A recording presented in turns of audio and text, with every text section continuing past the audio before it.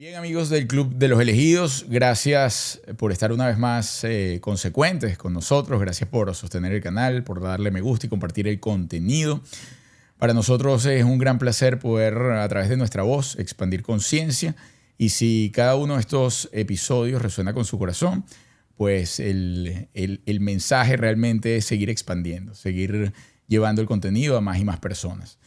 Hoy, una conversa que no esperaba.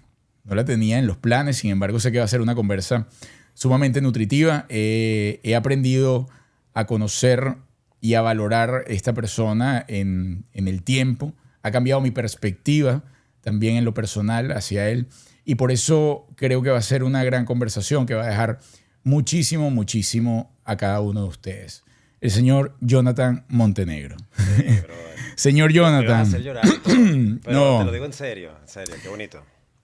Gracias por aceptar la invitación. Gracias por la oferta. Mira, Jonathan, de verdad, quienes nos ven podrían pensar que era una conversa un poco difícil de sostener. ¿Por qué?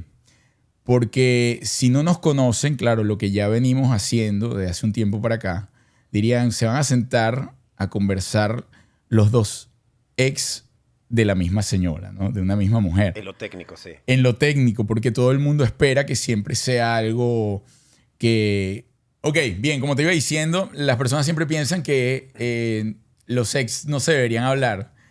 Sin embargo, hemos tenido la madurez emocional siempre como para llevar todo esto adelante. Así que te lo agradezco porque, de hecho, yo yendo en retrospectiva antes de comenzar realmente la conversación, me he dado cuenta que desde hace, podría decir, 20 años, siempre hemos estado ligados Sí, de relacionado una alguna, forma sí. u otra. Increíble. Incluso las personas que están en nuestro entorno, también, las que ya no están. Correcto. No voy a hacer paréntesis en nombrar a nadie, pero ciertamente si te pones a ver la línea, comienzas a darte cuenta que todo el mundo sigue de una u otra forma teniendo relación Sí. en nuestras ramificaciones, Sí. ¿no?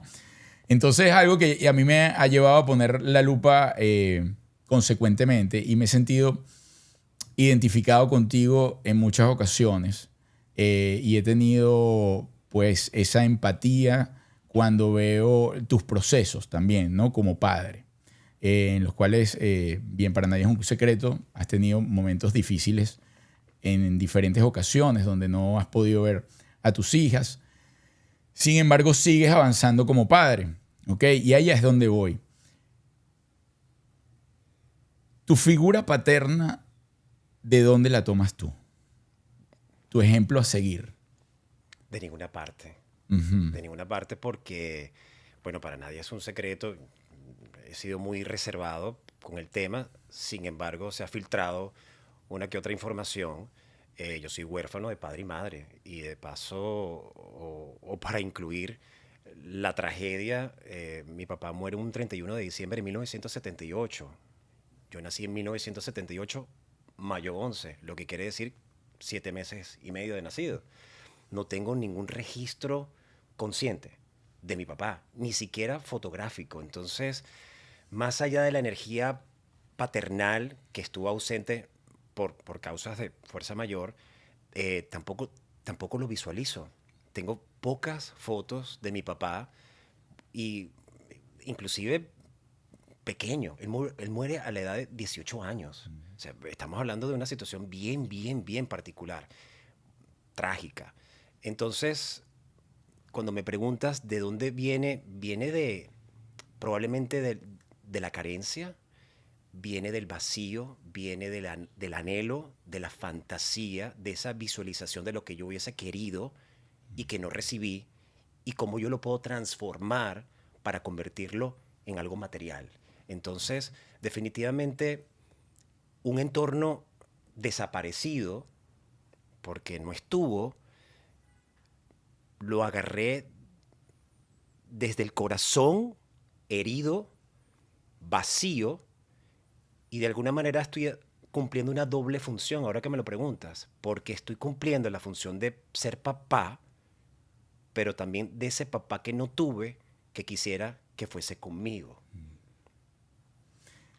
Construiste la figura paterna desde el ideal Sí, que de pronto tú no tuviste, correcto. que te hubiese gustado tener. Entiendo que, ahora que me lo preguntas, nunca me había hecho ese replanteamiento de, o mejor dicho, ese planteamiento de cuál es mi punto referencial. Ninguno, porque mi Ujú. abuela y mi tía fueron quienes se ocuparon de mi crianza, de mi educación, de sacarme adelante, pero siguen siendo mujeres, siguen siendo abuela y tía.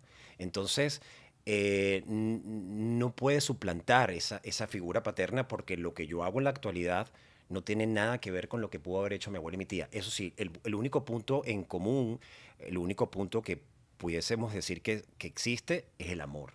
El amor no tiene sexo, el amor no tiene simplemente una categoría, es amor y punto, ¿no? Es amor puro. Entonces de ahí sí me agarro y de allí pues yo pude construir ese muñeco que, que estuvo ausente. Bien.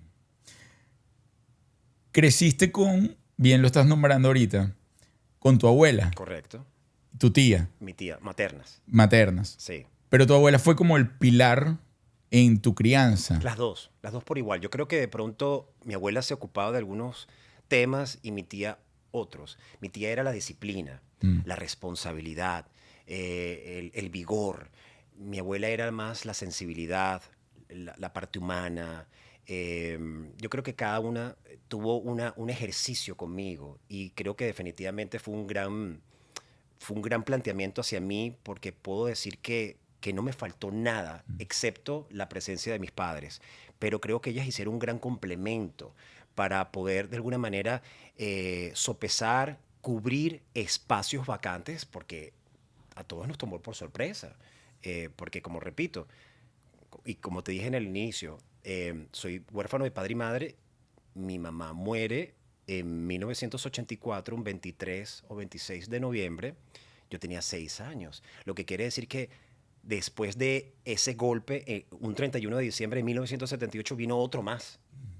Vino otro más duro aún. Entonces, claramente fue algo totalmente inesperado para nosotros como familia y yo no lo supe sino mucho tiempo después, porque ¿Qué no supiste?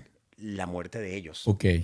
Porque de mi papá siempre se dijo, yo, imagínate, Arturo, yo me tripeaba que mi papá estaba durmiendo en la luna y que estaba durmiendo en una cama, así yo lo visualizaba. Creo que la información de mi papá, no lo tengo muy claro, creo que la información de mi papá sí fue algo más rápido de decirlo, de informarme, y porque, bueno, no había ese apego emocional, pero que con los años entendía, sobre todo en el colegio, cuando llegaba, por ejemplo, el Día del Padre y todos los niños hacían un dibujo para él, yo me quedaba en la sombra, por alguna manera decirlo, en el limbo. ¿A quién se lo entrego? ¿A quién se lo hago?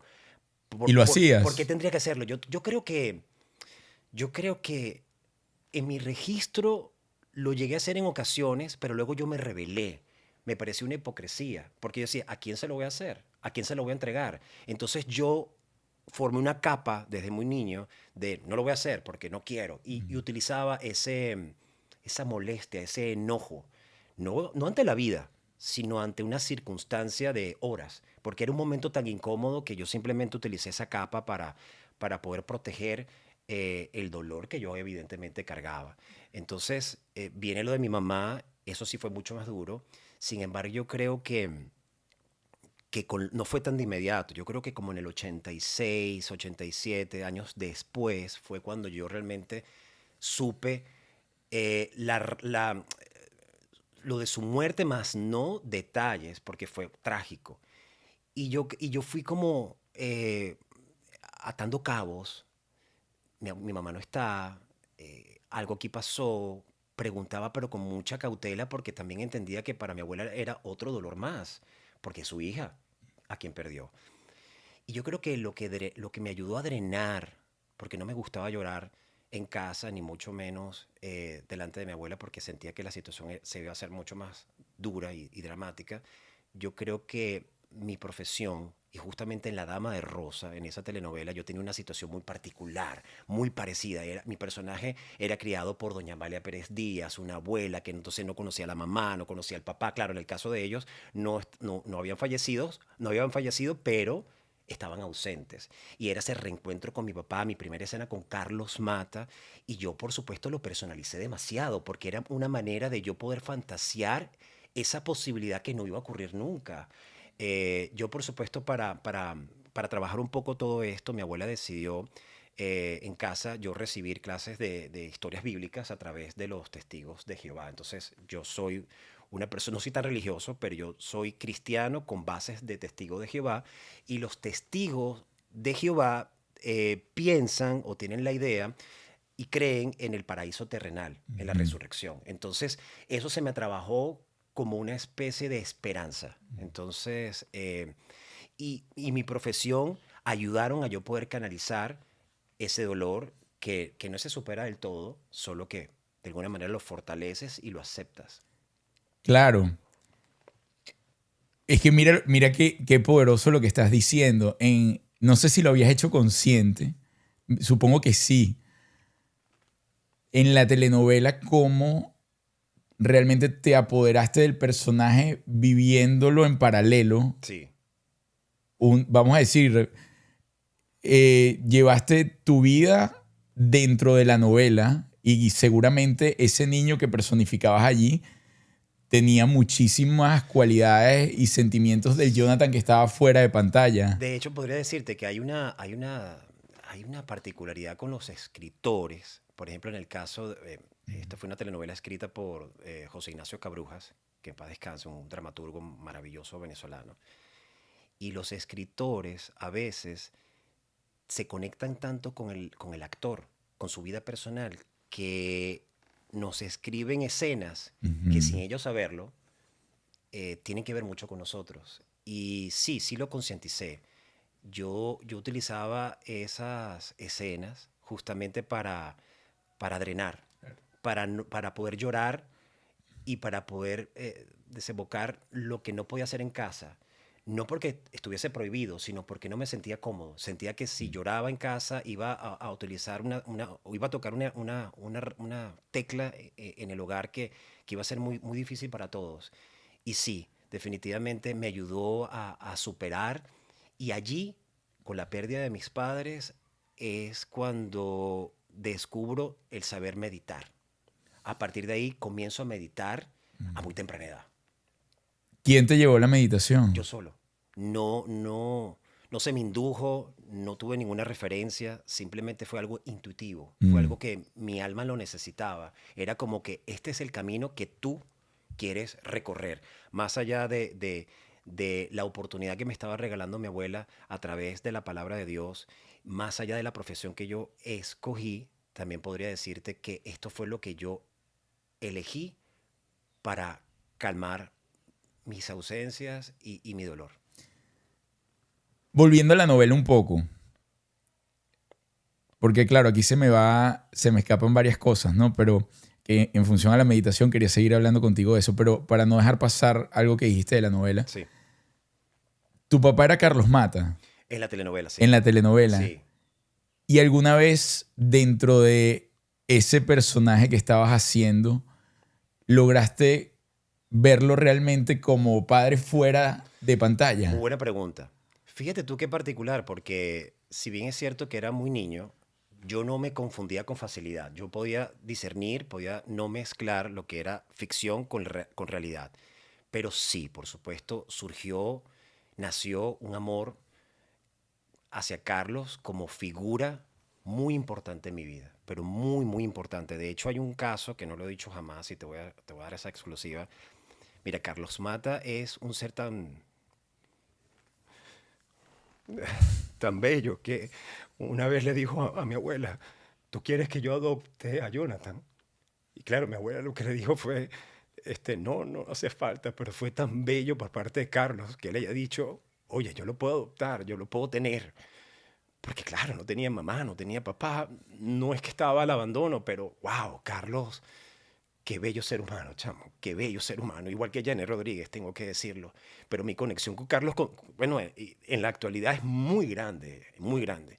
Inclusive me tocó la oportunidad de que fuese mi papá 2 veces, porque hicimos La Dama de Rosas, pasaron 20 años e hicimos Voltea para que te enamores y fue mi papá. O sea, Carlos para mí es una figura importantísima en mi carrera y en la vida personal. Carlos, que era una mega estrella en España, Italia, en el extranjero, cuando llegaba al estudio, porque él en paralelo hacía una telenovela, hacía la telenovela La Dama de Rosas, las escenas, pero él viajaba a Miami, regresaba y era una locura. Y él me traía los muñecos de Thundercats, de He-Man, o sea, realmente era una conexión extremadamente grande. No me llegué a confundir de, yo quiero que él es mi papá. No, eso no existió. Pero no te niego que me hubiese gustado tener un papá como Carlos Mata, definitivamente. Wow.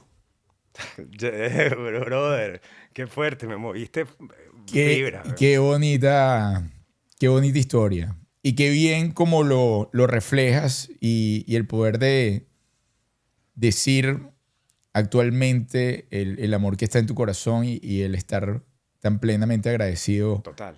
por ese gesto, porque a pesar de quizás no se terminó de materializar el paso, ciertamente hay una conexión que los puede llevar a tener Y de esa... hecho no ha sido necesario. Ujú. Carlos siempre, hijo, ¿cómo estás? O sea, fue natural. Yo soy como su hijo elegido, por así decirlo.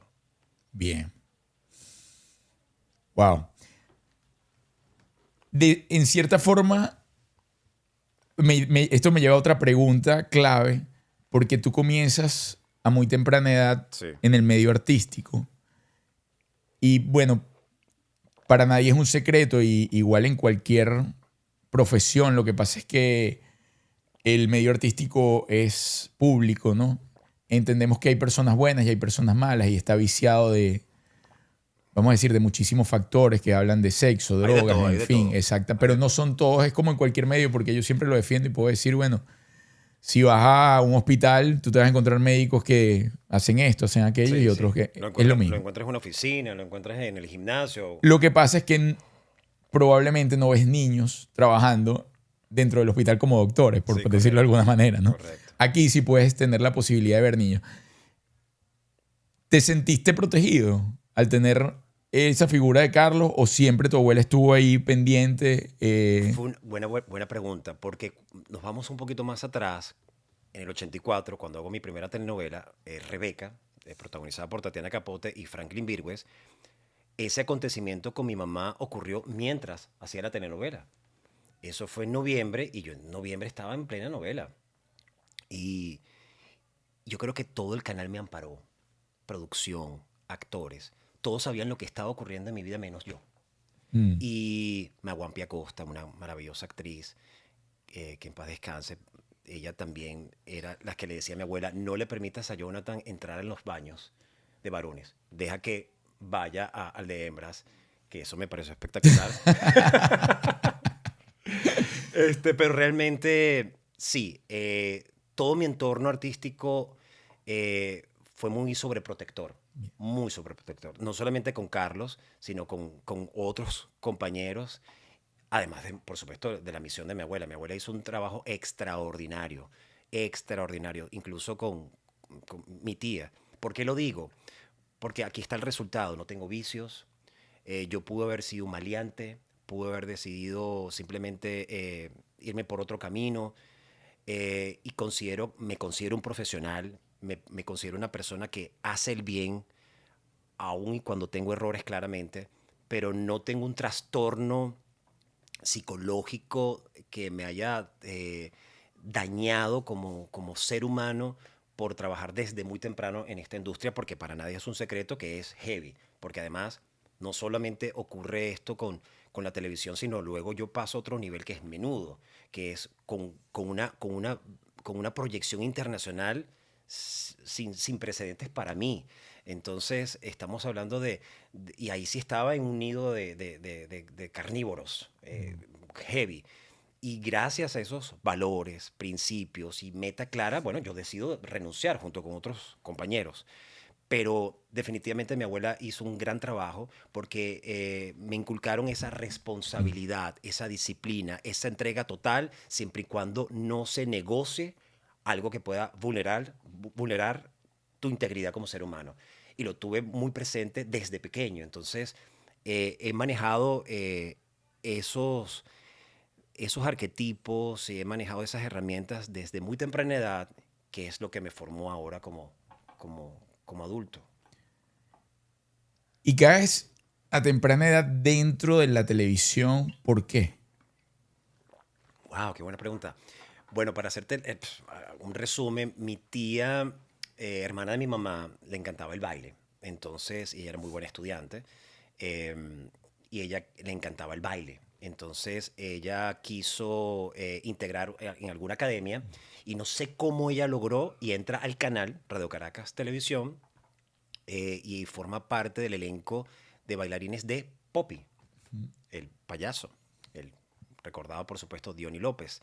Y todas esas tardes, mi abuela y yo, pues buscábamos a mi abuela y yo tenía esa tendencia como que hay allí. Claro, también hay que irme un poquito más atrás, Menudo. Menudo es lo que realmente me impulsa a conocer el medio artístico. Porque la energía, la música, la algarabía, la dimensión que logró Menudo, y en mi casa había menuditis, y eso por supuesto me despertó en mí ese espíritu artístico definitivamente. O sea, creciste enamorado de un Sí, ideal. claro, claro, Menudo definitivamente es lo que parte de ahí en adelante para tener esa tendencia hacia el arte. Y bueno, y todo se da porque mi tía, de alguna forma, se convirtió en ese vehículo inconsciente. Y cuando íbamos a buscarla, yo quería como que saber cómo era entrar en un canal de televisión. Era como acercarme un poco a lo que realmente quería lograr. Y un día de eso, súper rebelde, yo le dije a mi abuela, yo quiero entrar. Entonces mi abuela como que, cálmate, tranquilo, no hagas eso y tal. Y una de esas me bajé del carro, súper desobediente. Llegué a la recepción y le dije, mira, tenía 5 años y medio, 6. Y le digo, mire, yo quiero ser productor. Le digo la recepcionista, me dice, productor, ¿no será más bien actor? Eso. Llega mi abuela en ese momento y bueno, lo demás es historia. Simplemente llené una planilla, me hicieron unas fotos y yo creo que al cabo de 2 semanas, algo así, hice mi primer ciclo de Rómulo Gallegos con Elba Escobar y Henry Saque y así comenzó y no me detuve. Bien. Una locura, era como que estaba destinado ya. Mira, en pocos minutos, la verdad, hemos viajado por tu historia y tu inicio y que nos deja ver, pues, lo noble que puede ser realmente, ¿no? Lo que es Jonathan detrás de o sea, el Jonathan detrás del actor, que la mayoría de las personas conocen. Luego empiezas, ya vamos a dar un brinco, ¿no? A todo esto, porque pasas por Menudo y todo esto, y comienzas con tu proceso de hombre a generar familia. Siempre Sí, quisiste tener familia. Que total. también era Por un ideal supuesto, que tú claro, querías. claro. Y lo repetí ese patrón muchísimas Lo, sí, veces. Sí, claro, porque, sí, definitivamente porque, y lo digo en el stand-up, nuestro stand-up, creo en el hogar, creo en la mm, familia, creo en el matrimonio, creo en esa familia, lo creo, claro que sí, y siempre me he querido convertir o he querido convertirme en esa figura que no tuve.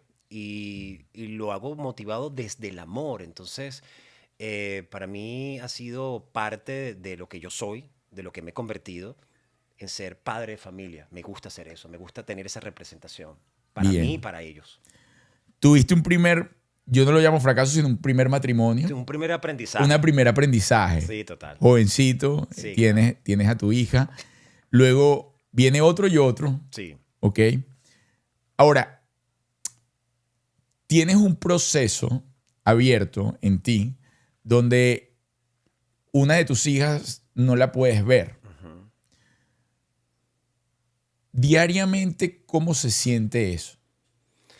Bueno, han pasado 15 años. Buena pregunta. Han pasado 15 años y uno va mutando. Mm, El el sentimiento y ese poder de alcance. Hay momentos donde simplemente pierdes, no en su totalidad la esperanza, pero sí hay un proceso que es totalmente, no voy a decir aceptable, pero sí comprendo que es un proceso que no solo es mío, sino de ellos también. En este caso, su mamá. Ella tiene un proceso muy prolongado, desde mi punto de vista. Creo que hay un periodo, debe existir un periodo corto para, aunque el tiempo es de cada quien, pero creo que ha sido excesivo. La longevidad de este caso ha sido abrumador. Entonces, eso me ha permitido, de alguna manera, entender que en el abanico de oportunidades las he aplicado todas. Mm. Y en cada función tengo un ejercicio distinto de energía, de ímpetu, de emociones. Hay momentos donde trato de manejarlo con un poco más de frialdad, que termino destrozándome igual porque estoy negando lo que realmente yo soy, que soy 100% emotivo, 100% impulso, y mucho más cuando se trata de un hijo. Lo que quiere decir, en pocas palabras, que es un proceso que ha mutado y es un proceso que se ha convertido en algo que yo jamás imaginé tener que atravesar.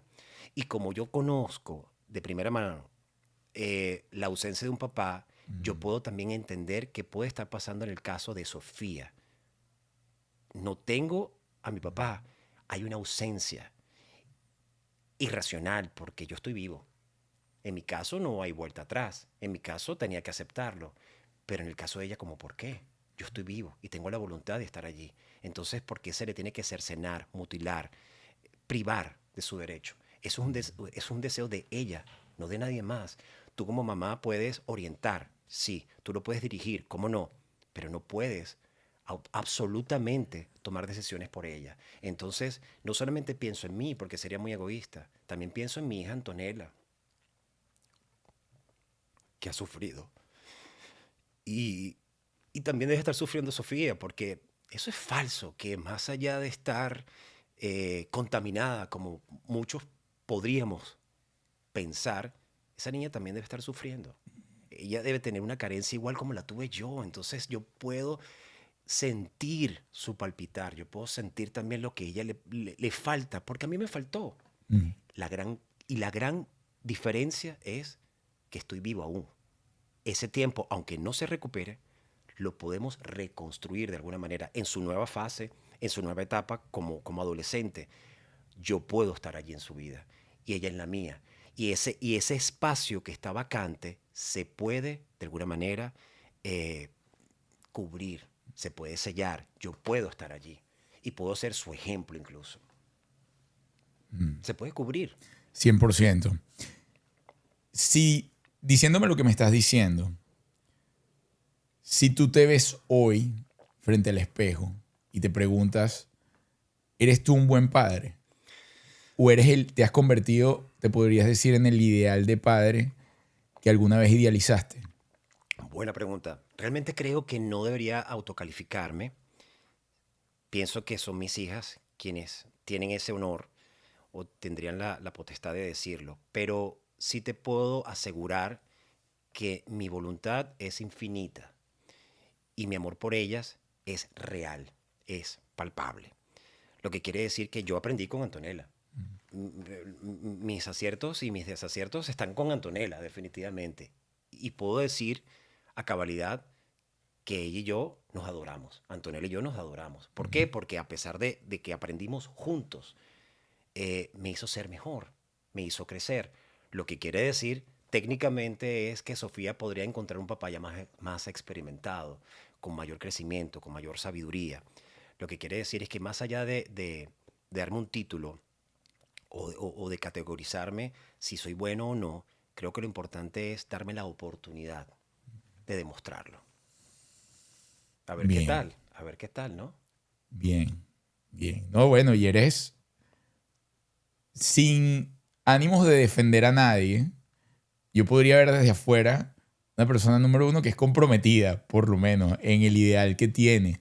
Es decir, sin análisis, sin mucho análisis, quiere crear familia Sí.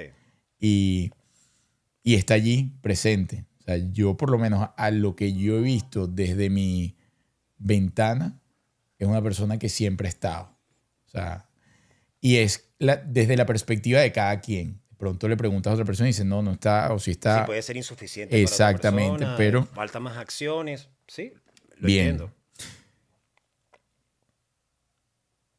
Tocando otro tema, hoy el Jonathan actor y el Jonathan padre y el Jonathan humano, ¿cómo definiría el éxito en su vida? Tener paz Mm. y tener todas las piezas juntas conmigo. Yo creo que más allá de mis logros como actor, como artista, ya creo que lo cumplí. Ya Mm. yo siento que yo logré lo que tenía que lograr. Las metas fueron las que se trazaron, se lograron con éxito. Eh, pero definitivamente para culminar y para sellar ese éxtasis es reunificar a mi familia, mis hijos. Ese es definitivo. Porque ¿para qué vinieron? ¿Verdad? ¿Lo Sí. ves como un sueño?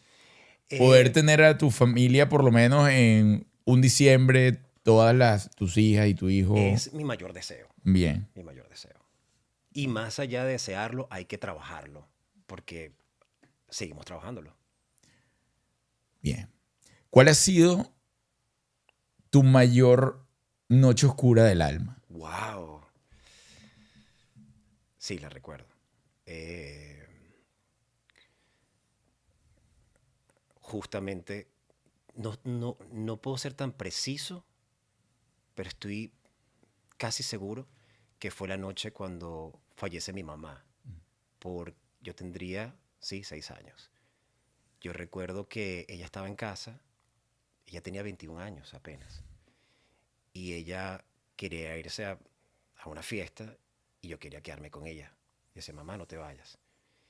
Y yo me acuerdo que yo le lloraba, mamá, no te vayas, no te vayas, no te vayas. Y, y podría decirte que esa fue la noche que murió mi mamá. Estoy casi seguro de eso, porque no tengo la precisión, porque bueno, era muy pequeño. Y, y como nunca se me dijo en el momento lo que había sucedido, pero estoy casi seguro que fue esa noche. Lo cual no hay nada que lo supere. Y espero que nada lo supere, por supuesto. No quiero repetir eso con ningún miembro de mi familia, porque lo viví a muy temprana edad. Lo viviste a los 6 años, ¿correcto? Sí, Según la psicología, los primeros 7 años de nuestra vida estamos creando lo que podemos llamar el disco duro, correcto. la conciencia dura que luego es lo que comienza a definir toda nuestra vida. Es donde hay que trabajar más. No que no se pueda cambiar, sino es como lo que queda anclado en nuestro inconsciente, que va moldeando nuestras futuras decisiones, lo que nosotros vamos Son como creando. 3 etapas, ¿verdad? Eso lo hablamos en alguna oportunidad tú y yo. Sí, pero para no ir tan profundo allí, sé que es esos 7 años, dice la psicología. Después, ahora, antes decía que no se movía. Claro. Antes era el hardware, Sí. el disco duro que estaba ahí archivado y lo único que podías moldear era lo que llamas el software, ¿no? Lo que vas cambiando. ¿Te consideras, ciertamente eres una persona muy susceptible, ¿no? O sea, Ujú. anímicamente, te conectas muy rápido con lo emocional. Al conectarte tanto con lo emocional, por ejemplo, esto voy un poco más al tema artístico, ¿no? Pero lo has utilizado bastante de base en tu actuación. Al principio, al comienzo, Ok. cuando no tenía técnica, sí, por supuesto, y me desgastó demasiado. Ujú. No es recomendable para nuevas generaciones de actores, no. Hay que trabajar con la técnica, porque son muchas escenas de llanto, de emociones, y cuando tú realmente entregas las tuyas propias, hay un desgaste total de tu persona. Lo que se recomienda es trabajar lo técnico, porque de lo contrario te desvaneces por completo. Lo que quiere decir, sí, lo utilicé en un principio por no tener las herramientas claras ni concisas. Aún y cuando tenía una doña Amalia Pérez Díaz que me pudo haber dicho, no, manéjalo así, manéjalo. De hecho, mi abuela se lo preguntó una vez, ¿qué necesita Jonathan? Y ella le dijo, no, no, no, no, déjalo así, puro. Sin embargo, yo considero que sí se me ha debido decir, oye, no entregues tu total. Ahí sí tengo que mencionar, por ejemplo, a un gran actor a quien quiero un montón, maravillosa persona, Miguel de León. Hicimos una telenovela en el año 96, 1996, hace 30 años, y él era así de mi papá, y él me dijo una vez, maneja la técnica, porque vas a tener un montón de escenas donde no vas a poder rendir. Lo importante es, haz esto así, haz esto asado, el protagonista debe salirle solamente una lágrima pequeña. O sea, fueron puntos muy importantes que los comencé a aplicar. Y definitivamente, sí, me resultó. Puedes conectarte, por supuesto, en escenas porque te tocan, porque la escena te conmueve o porque hay una singularidad, algo que te puede familiarizar. Y sí, termina algo de ti en esa escena. Pero lo recomendable definitivamente es ser muy técnico. Muchas veces puedes pensar que, oye, se está muriendo. No, no, no, eso es muy técnico. Pero eso te lo da el oficio, eso te lo da la experiencia, los años de carrera, el trabajo, el día a día, la cotidianidad. Porque, por ejemplo, cuando eres protagonista tienes un montón de escenas. Y pasas por cualquier cantidad de emociones. Puedes tener 3 escenas molesto, luego pasas a la alegría y de la alegría pasas al llanto. O sea, realmente hay muchos cambios de humor que el actor debe trabajar. Si te pones en eso en todo un día, llegas a tu casa y no te levantas mañana. O sea, olvídate, no hay manera de hacerlo. Entonces sí es vital, es obligatorio trabajar la técnica. Hablando de técnica, hablaste de la meditación, que la aplicabas en tu vida, la aplicas a diario. Creo que ha disminuido por la cotidianidad, pero eso queda allí, por supuesto. Incluso hasta lo hago involuntario. Eh, a- en ocasiones se interpreta la meditación como un momento donde tú lo tomas pero a veces la meditación llega a mí sin buscarlo o sin prepararlo. Automáticamente entro en ese trance que me permite reconectarme y puedo fluir con todo lo demás. Y actualmente, ¿cuáles son tus herramientas diarias de vida para tú volver como a equilibrarte? Porque en tus momentos difíciles, en nuestra mente que divaga. Mis pensamientos por lo general son a viva voz, por lo general. Procuro no callarlos, procuro no silenciarlos. Me gusta que suene duro. Me gusta escucharlo, como si existiera otra Vas persona hablando presente. Sí, contigo esa en es una tercera sí, persona. no en tercera persona. Es que ni siquiera te podría decir porque puedo pasar de una tercera persona a mí. Es como un poco complejo. Es una herramienta que a mí me ha funcionado profundamente y lo estaba hablando también con Juliet en su podcast. La música, sin duda alguna, también ha sido una herramienta para mí esencial. Y luego hay una energía intangible que tiene que ver directamente con lo que yo creo, con Dios, que me ayuda y me permite a purificar pensamientos, energías y acciones. Hablas directamente con Dios, te Sí, expresas con Él. sí, a veces son conversaciones con él, a veces son conversaciones conmigo, Claro. pero ahí lo alternamos. Bien. Ahí lo alternamos. ¿Y has cambiado tus creencias? No, en lo absoluto. De pronto soy un poco más flexible, quizá. Mm, Sí, soy un poco más flexible, no porque los tiempos hayan cambiado, sino porque verdaderamente entendí que un dogma no debe determinarme de una forma tan precisa o justa. Creo en la flexibilidad y sobre todo también creo en la ley de la relatividad, porque definitivamente eso es fundamental. Y cuando eso existe en ti, puedes de alguna manera disfrutar todo sin tanto prejuicio y sin tanto preconcepto. bien. Cerrando un poco ya, para no desgastarte más. Oye, sí, qué fuerte. O sea, no me lo tomas. Arturo me dice, mira, ¿tú crees que puedas ir al podcast? Algo Claro que relajado. sí. O sea, yo sé que tocas temas profundos, pero jamás. Pero qué bueno y gracias, brother, porque es interesante redescubrirse y sobre todo exteriorizar lo que hay dentro de ti, porque de alguna manera lo vuelves a sanar. El reconocimiento para mí es esencial en todo. El reconocimiento de lo bueno, de lo no tan bueno. Es importante ponerlo sobre la mesa, a ver cuánto me falta todavía para alcanzar la meta. Y eso se hace cuando a viva voz lo mencionas, pero también cuando hay un tercero, que es tu caso, decírselo a otro, de alguna manera te me dice, oye, Es una conversa. creo que de pronto me faltan 2 escalones y no tantos como los que pensé. ¿Me Sí, explico? es una conversa. Sí. ¿Te ves de viejito, casado, con familia, como lo has idealizado? Sí, definitivo. Sí. Sí. Muy contrario a Juliet, lo que podría decir. No es que sea algo esencial, pero yo creo que yo tengo como esa deuda. Y no es una deuda mía, es una deuda que yo adquirí porque sí. Creo que de alguna manera, sí, me veo de esa manera porque así lo decido, no porque Bien, sea algo implementado por la sociedad. bien. Siempre cierro con el invitado diciéndose a sí mismo una... Ya va. Sí, pero no... pero igualito, eso no está grabando, ¿no? ¿Ya? O sea, la muteaste. Ok. Bien. Siempre cierro con... Ajá. Voy otra vez. Ajá. Ok, cerramos. ¿Qué le dirías al Jonathan de hace 20 años? Wow.